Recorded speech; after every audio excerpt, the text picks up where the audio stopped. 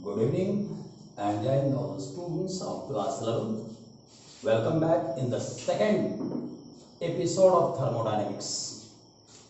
तो ये teaching episode जो है हमारा सेकेंड एपिसोड में मैं आपका स्वागत करता हूँ. In first episode we have learned about system and surrounding. पहले एपिसोड में थर्मोडायनेमिक्स को हमने समझने का प्रयास किया था, सराउंडिंग के इंपॉर्टेंस को समझा था, सिस्टम क्या है उसको समझा था, कितने प्रकार के सिस्टम्स होते हैं उसको हमने देखा. Open system, close system and isolated system, ये सिस्टम हमने पढ़ा. और आज के इस पीरियड में हम लोग state function and state variables को पढ़ेंगे. तो कुछ प्रोसेस हैं, उस प्रोसेस को पहले देख लेते हैं. तो what do you mean by isochoric process?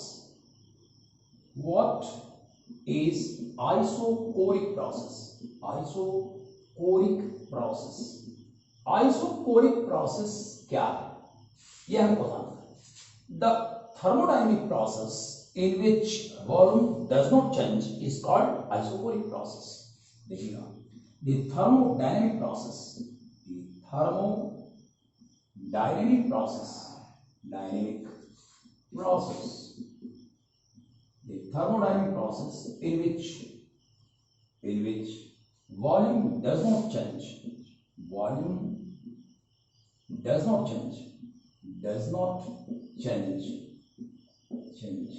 is called isochoric process.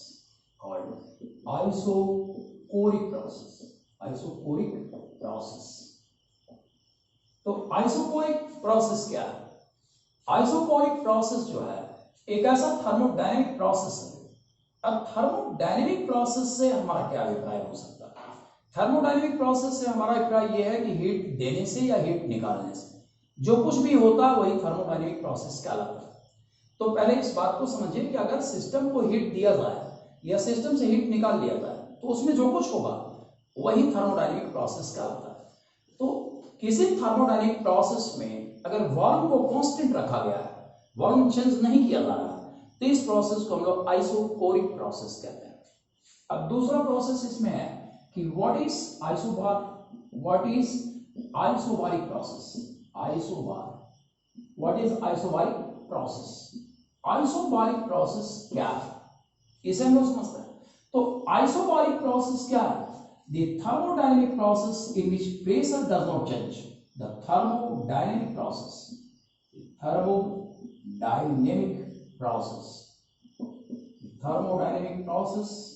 in which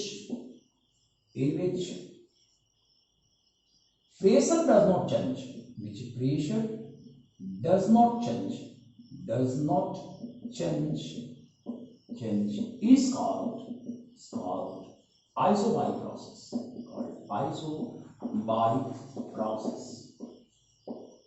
जिस थर्मोडायनेमिक प्रोसेस में अगर सिस्टम को हीट दिया जाए या हीट उसमें से निकाल जाए तो उसमें जो चेंजिंग आती है, जो प्रोसेस स्टार्ट होता है उसे हम लोग थर्मोडायनेमिक प्रोसेस कहते हैं.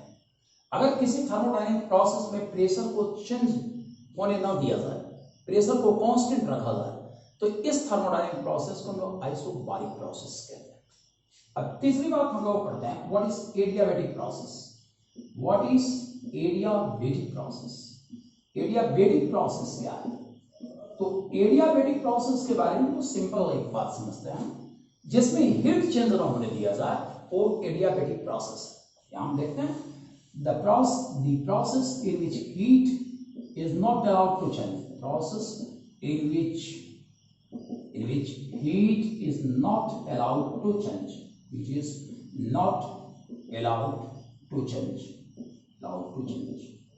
is called adiabatic process. Is called adiabatic process. Sorry, it's going to be wrong.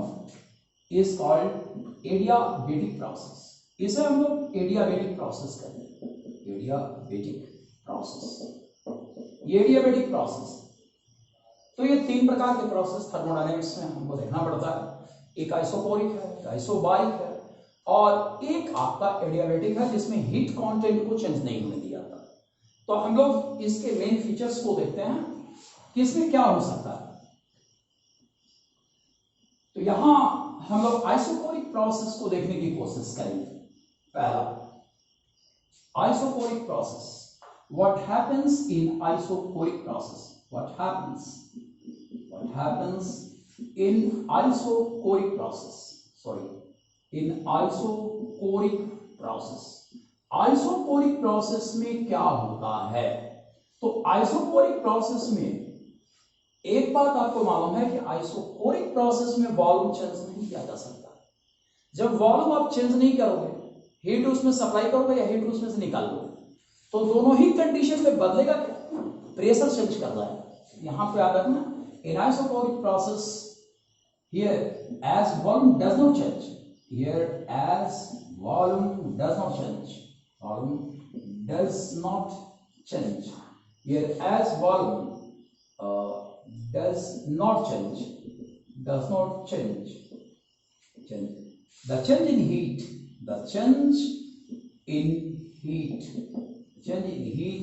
causes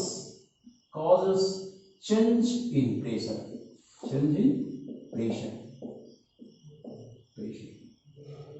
अब चूंकि आप आइसोकोरिक प्रोसेस में वॉल्यूम को बदलने नहीं देंगे, तो वॉल्यूम को जब बदलने नहीं देंगे और हीट उसमें निकालेंगे, हीट उसमें ऐड करेंगे, तो वैसे कंडीशन में क्या होगा, उसका प्रेशर बदल जाएगा। बिना प्रेशर को, प्रेशर बदलना ही बदलना है, उसको बिना बदले अगर प्रेशर को हम बदलने से रोकेंगे तो क्या होगा, वॉल्यूम उसकी बदल जाएगी। तो इसलिए आइसोकोरिक प्रोसेस में प्रेशर चेंज होता है, ये ध्यान में रखना। दूसरी चीज, what happens in adiabatic process, what happens in isobaric process, what happens in isobaric process, happens in isobaric process में क्या हो। अब यहां आपने किस चीज को कांस्टेंट रखा है, यहां आपने प्रेशर को कांस्टेंट रखा है, तो जब हीट आप दोगे या निकालोगे तो क्या असर पड़ेगा, इसका वॉल्यूम चेंज कर जाएगा। यहां आप देखते हैं in isobaric process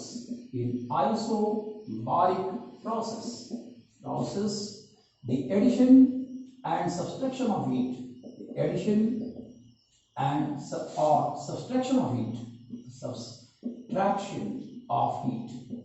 subtraction of heat from the system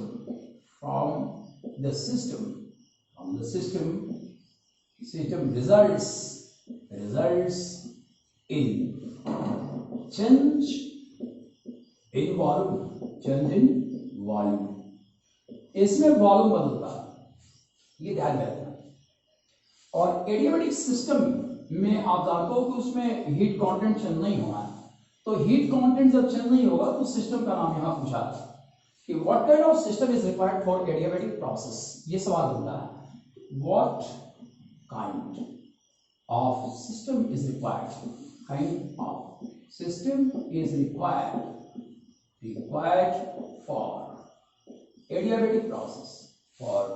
adiabatic process के लिए किस प्रकार का सिस्टम चाहिए हमको। तो यहाँ सिस्टम को हम लोग समझने की कोशिश करेंगे। सिस्टम के बारे में हम जान रहे हैं, 3 प्रकार का सिस्टम है। तो पहला, ओपन सिस्टम में क्या होता है, हीट सराउंडिंग के साथ चेंज करती है।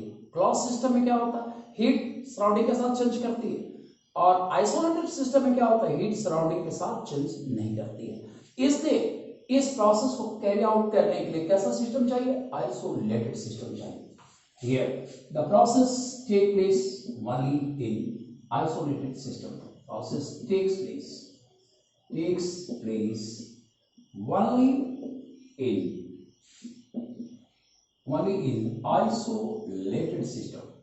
isolated system. ये सिर्फ और सिर्फ आइसोलेटेड सिस्टम में ही संभव है। तो ये 3 प्रकार की बातें हुई, 3 प्रकार के प्रोसेस हुए, उनसे जुड़े हुए जो महत्वपूर्ण जानकारियां थी वो हमने आपको दिया। अब हम लोग state function and state variable को पढ़ने का प्रयास करते हैं। तो स्टेट फंक्शन और स्टेट वेरिएबल क्या है, इसमें हम लोग सिस्टम को डिफरेंट स्टेट्स में देखेंगे। जैसे मान लिया कि ये हमारा सिस्टम है, ये सिस्टम है हमारा, और इस सिस्टम को के चेंजिंग्स को हम रीड कर रहे हैं। कहां से, तो सिस्टम स्टेट 1 पे आपका खड़ा है, स्टेट 1 पे खड़ा है। ये स्टेट 1 है। अब इस सिस्टम को हम लोग चेंज करते हैं और चेंज करके सिस्टम कहाँ लेके जाना है हम लोग, स्टेट 2 पे लाते हैं, स्टेट 2 पे लाते हैं। और इसमें जो प्रोसेस चलता है वो प्रोसेस क्या, ये थर्मोडायनेमिक प्रोसेस, थर्मोडायनेमिक प्रोसेस। तो थर्मोडायनेमिक प्रोसेस में मैं बार बार आपसे एक बार समझा रहा हूं कि thermodynamic process simply addition of heat या सब्सट्रैक्शन ऑफ हीट का परिणाम होता है। तो सिस्टम में जब स्टेट 1 से सिस्टम स्टेट 2 की यात्रा किया तो इस जगह पर कुछ बातों को समझना होगा। और स्टेट फंक्शन क्या है, पहले इसको हम लोग समझते हैं। What is state function, what is state function, is state function, state function क्या है, इसे हम लोग देखने का कोशिश करेंगे। अगर सिस्टम स्टेट 1 पे है तो उसको स्टेट 1 पे रखने के लिए कुछ क्वांटिटीज हैं जो उसको इस स्टेट 1 पे रखे हुए हैं। अगर उस क्वांटिटी में कोई भी परिवर्तन होगा तो स्टेट 1 से सिस्टम आगे बढ़ जाएगा या पीछे बढ़ सकता है। तो चूंकि हमने सबस्टेट 1 डाला है तो पीछे जाने का उपाय नहीं, आगे ही जाने का उपाय। तो यदि कुछ ऐसी क्वांटिटीज हैं जो स्टेट 1 पर सिस्टम को बनाए रखने के लिए रिस्पॉन्सिबल है, अगर उनमें किसी भी प्रकार का परिवर्तन करेंगे तो सिस्टम आगे बढ़ जाएगा, सिस्टम दूसरे स्टेट पर चला जाएगा। तो स्टेट फंक्शन क्या होगा, state function are the quantities, thermodynamic quantities. State function functions are the thermodynamic quantities, thermodynamic quantities. The state function are the thermodynamic quantities which are responsible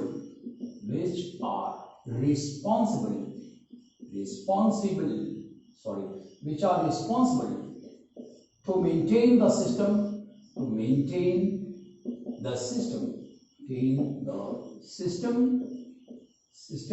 at a particular state,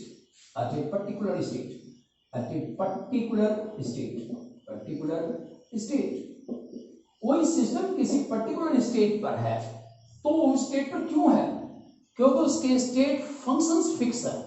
अगर state function की value में कोई भी परिवर्तन होगा तो system वहां से हटके दूसरे स्टेट पे चला जाएगा। तो स्टेट पर मेंटेन करने के लिए जो थर्मोडायनेमिक क्वांटिटीज रिस्पॉन्सिबल होती हैं उन्हें हम लोग क्या कहते हैं, स्टेट फंक्शन कहते हैं। अगर इसमें कोई भी परिवर्तन होता है तो सिस्टम उस स्टेट पे नहीं रह पाएगा। यहां मैं इसको भी लिखता हूं, in case of change in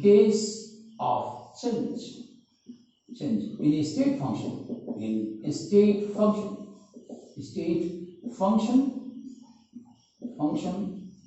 the system will proceed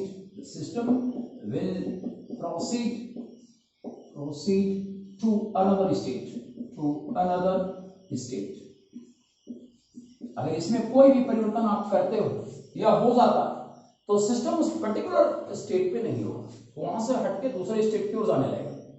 तो स्टेट फंक्शन क्या है, स्टेट फंक्शन वो थर्मोडायनेमिक क्वांटिटीज हैं जो किसी सिस्टम को एक पर्टिकुलर स्टेट पर रखने में सहायता करती है। तो यह हमारा स्टेट फंक्शन हो गया। स्टेट फंक्शन में क्या क्या आता है उसको हम देखते हैं। एग्जाम्पल में आएगा आपका इंटरनल एनर्जी, ये स्टेट फंक्शन है। फिर आपका एंथैल्पी, ये स्टेट फंक्शन है। एंथैल्पी के बाद इंटरनल एनर्जी है, एंथैल्पी है। फिर इसके बाद गिब्स एनर्जी है, गिब्स फ्री एनर्जी है। क्रम थोड़ा बिगड़ गया है, एक एंट्रोपी है। ये सब के सब क्या है, स्टेट फंक्शन। इनमें परिवर्तन होगा, सिस्टम एक स्टेट से दूसरे स्टेट की ओर जाने लगेगा। तो इसे हम लोग क्या कहते हैं, स्टेट फंक्शन कहते हैं। अब स्टेट वेरिएबल क्या है उसको हम लोग देखते हैं। तो यहां जो हम बात समझ रहे हैं उसको जरा बहुत क्लियर कट समझ में आना चाहिए, क्योंकि दोनों ही शब्दों में बहुत ज्यादा सिमिलरिटी लगा हुआ है। स्टेट दोनों के साथ जुड़ा हुआ है, स्टेट यहां भी, स्टेट यहां भी है। बस अंतर ये फंक्शन और वेरिएबल का जो हमारी समझ में आना चाहिए। अगर हम इसे नहीं समझ पाते हैं तो फिर बड़ा दिक्कत हो जाएगा। रट करके हम कभी एग्जाम नहीं दे सकते, वो संभव नहीं, क्योंकि रटी हुई चीज टिकती नहीं हो, तुरंत चली जाती है। बात आप जानते हैं। कि understanding is the digestion of knowledge, सिर्फ आप अंडरस्टैंडिंग के रास्ते ही किताबों को समझ सकते हैं, रट के कभी भी समझ में नहीं आएगा। तो यहां हम लोग देखते हैं कि अब स्टेट वेरिएबल को हम लोग डिफाइन करते हैं। तो स्टेट वेरिएबल क्या है? What is state variable? What is state variable? State variable क्या है? अब यहां हम लोग इस स्टेट वेरिएबल को समझने के लिए किसी सिस्टम को एक पर्टिकुलर स्टेट पर लेते हैं। जैसे मान लिया कि ये स्टेट 1 पर है, स्टेट 1 पर आपका सिस्टम है, ये सिस्टम है जो स्टेट 1 पर है। अब हमने क्या किया, इस सिस्टम को थर्मोडायनेमिक प्रोसेस में जाने के लिए मजबूर किया। तो थर्मोडायनेमिक प्रोसेस में जाने के लिए हमने कैसे मजबूर किया? इस रूप में मजबूर किया कि हमने इसमें हीट सप्लाई कर दिया। तो हीट सप्लाई करने से क्या होगा? हीट सप्लाई करने के स्टेट फंक्शन इसके बदल जाएंगे। जब स्टेट फंक्शन बदलेंगे तो एक जगह से दूसरी जगह ये जाने लगेगा, यहाँ थर्मोडायनेमिक प्रोसेस शुरू हो जाएगा और ये स्टेट 2 पे आपका सिस्टम चला गया। तो यहाँ जो स्टेट 2 पे आपका सिस्टम आ गया, तो स्टेट 1 से स्टेट 2 पर जब सिस्टम जाता है तो उस दरमियान कुछ फिजिकल क्वांटिटीज इसकी बदल जाती हैं, और जो फिजिकल क्वांटिटीज इसमें बदलती हैं उन्हीं को हम लोग क्या कहते हैं? स्टेट वेरिएबल्स कहते हैं, याद रखिएगा। तो हम लोग देखते हैं what is state variable. The physical quantities which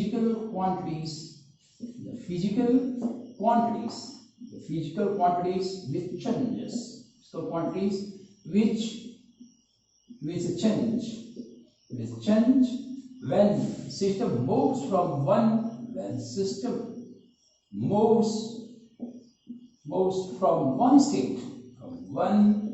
state to another state.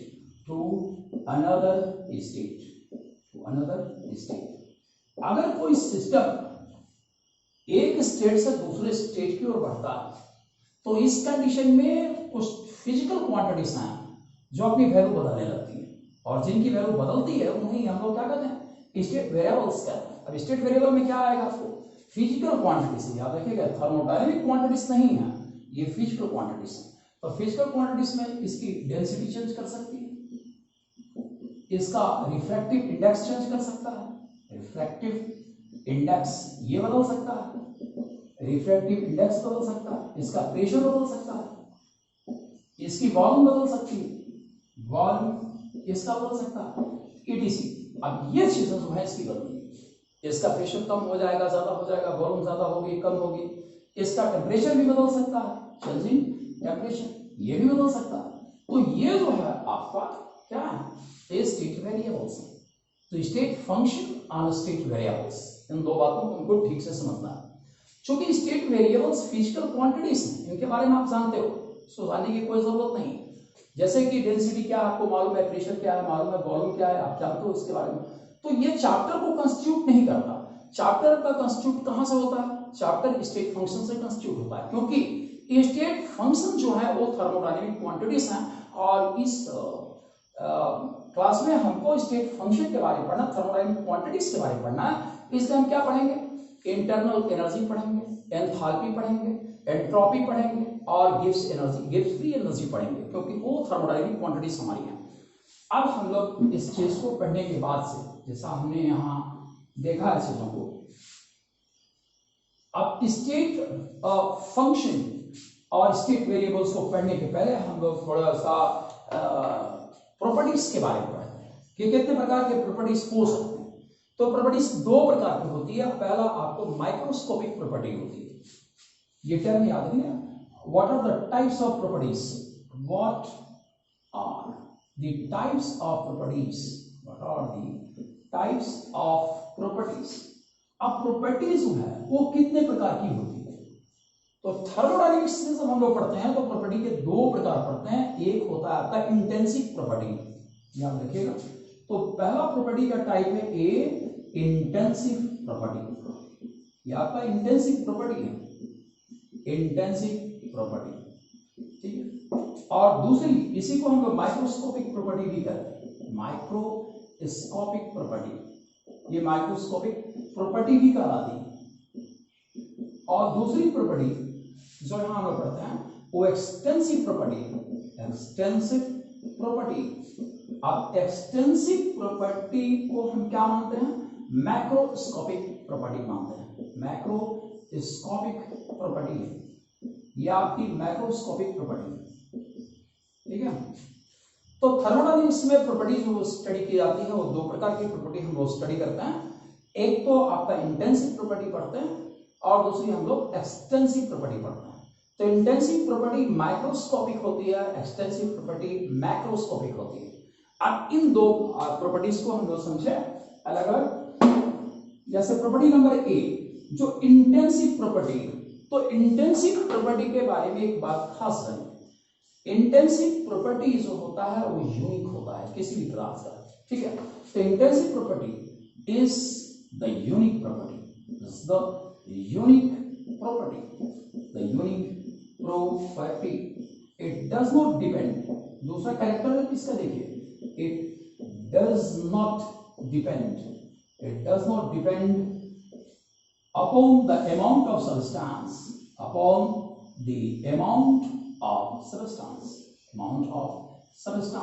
जो सब्सटेंस के अमाउंट पे डिपेंड नहीं करता और यूनिक होता है, उसकी वैल्यू फिक्स होगी, दूसरा उस वैल्यू को नहीं पा सकता, इसे हम यूनिक कहते हैं।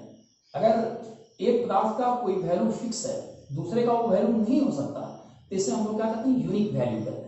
तो इंटेंसिव प्रॉपर्टी में आप देखिए, इंटेंसिव प्रॉपर्टी अगर हम लोग समझे तो डेंसिटी क्या है, एक इंटेंसिव प्रॉपर्टी है, क्योंकि डेंसिटी इंटेंसिव प्रॉपर्टी इसलिए है कि 1 किलोग्राम आप वाटर लेते हो, 5 किलोग्राम आप वाटर लेते हो, 50 किलोग्राम आप वाटर लेते हो, उसकी डेंसिटी फिक्स होगी। इसलिए क्या ये यूनिक प्रॉपर्टी है, इंटेंसिव प्रॉपर्टी है। डेंसिटी क्यों? क्योंकि अगर 1 kg वाटर को आप कंसीडर करते हो, 1 kg वाटर ये कंसीडर करते हो, या 5 kg वाटर कंसीडर करते हो, या और भी हम अगर 100 kg वाटर कंसीडर करते हो, तो किसी भी कंसीडरेशन पर क्या इसकी वैल्यू क्या होगी, फिक्स होगी। तो density of water is always fixed, density of water is always fixed, ये हमेशा फिक्स होता है। It does not depend upon the amount, ये अमाउंट पर डिपेंड नहीं करता, जो भी डेंसिटी है वो फिक्स होगी। हमने देखा इस रूप में। हम लोग दूसरी क्वांटिटी को देखते हैं। डेंसिटी के बाद अगर मान लिया हमने दूसरी क्वांटिटी ले लिया बॉइलिंग पॉइंट, तो बॉइलिंग पॉइंट क्या है, ये एक इंटेंसिव प्रॉपर्टी है, ये माइक्रोस्कोपिक प्रॉपर्टी है। अगर आप 1 ग्राम वाटर लेते हो, 2 ग्राम वाटर लेते हो, 500 ग्राम वाटर लेते हो, तो बॉइलिंग पॉइंट क्या हमेशा फिक्स होगा। तो बॉइलिंग पॉइंट क्या, for water it is 100 degree centigrade. Water के लिए ये 100 डिग्री सेंटीग्रेड है। अब आप क्या लेते हो उससे कोई मतलब नहीं, 5 kg ले सकते हो, 5 kg वाटर, 10 kg वाटर, या आप 100 kg वाटर ले लो, क्या होगा, इस सब की बॉइलिंग पॉइंट क्या मिलेगी आपको, इस सब की बॉइलिंग पॉइंट 100 डिग्री सेंटीग्रेड ही मिलेगी। तो 100 डिग्री सेंटीग्रेड अगर बॉइलिंग पॉइंट हो, तो लिक्विड क्या है, लिक्विड वाटर है। इसलिए ये क्या होता है, फिक्स होता है। इस रूप में आप बहुत सारी प्रॉपर्टीज को देख सकते हो। जैसे मैं एक प्रॉपर्टी और फिजिक्स का ले रहा हूं, जैसे हम रेसिस्टिविटी क्या है, रेसिस्टिविटी क्या है, ये माइक्रोस्कोपिक है। आप तार छोटा लो, बड़ा लो, मोटा लो, कुछ भी लो, इसकी वैल्यू फिक्स होगी, ये नहीं बदल सकता। इसलिए रेसिस्टिविटी क्या है, माइक्रोस्कोपिक प्रॉपर्टी है। इस बात को आप समझ गए। अब हम लोग क्या करते हैं कि यहां दूसरी बात को पढ़ते हैं, जो है हमारा एक्सटेंसिव प्रॉपर्टी या मैक्रोस्कोपिक प्रॉपर्टी। एक्सटेंसिव प्रॉपर्टी है, इसे हम लोग मैक्रोस्कोपिक प्रॉपर्टी भी कहते हैं, मैक्रोस्कोपिक प्रॉपर्टी। अब ये जो मैक्रोस्कोपिक प्रॉपर्टी है, ध्यान दीजिए, ये प्रॉपर्टी अमाउंट ऑफ सब्सटेंस पर डिपेंड करेगी। किस पर डिपेंड करता है, it depends upon the amount of substance, depends upon the amount of substance, the amount of substance. ये अमाउंट ऑफ सब्सटेंस के ऊपर में डिपेंड करेगा। अब अमाउंट ऑफ सब्सटेंस के ऊपर में क्या डिपेंड करता है, अब डिपेंड करेगा आपका हीट कैपेसिटी। ये अमाउंट ऑफ सब्सटेंस पर डिपेंड करता है। अगर कम सब्सटेंस लेंगे तो हीट कैपेसिटी कम होगी, ज्यादा सब्सटेंस लेंगे तो हीट कैपेसिटी उसकी ज्यादा हो जाएगी। इसी प्रकार में रेसिस्टेंस आप लीजिए, तो रेसिस्टेंस क्या है, एक मैक्रोस्कोपिक प्रॉपर्टी है। अगर लेंथ आप बदलेंगे, इसका एरिया बदलेंगे तो क्या रेजिस्टेंस इसका घटने बढ़ने लगेगा। इसलिए ये आपका एक एक्सटेंसिव प्रॉपर्टी है। तो इस प्रकार से आज हम लोगों ने extensive property, intensive property, thermodynamic process, state function, state variables को पढ़ा और कल हम लोग स्टेट फंक्शन में इंटरनल एनर्जी को पढ़ने की कोशिश करेंगे, समझने की कोशिश करेंगे। Thank you for watching the video.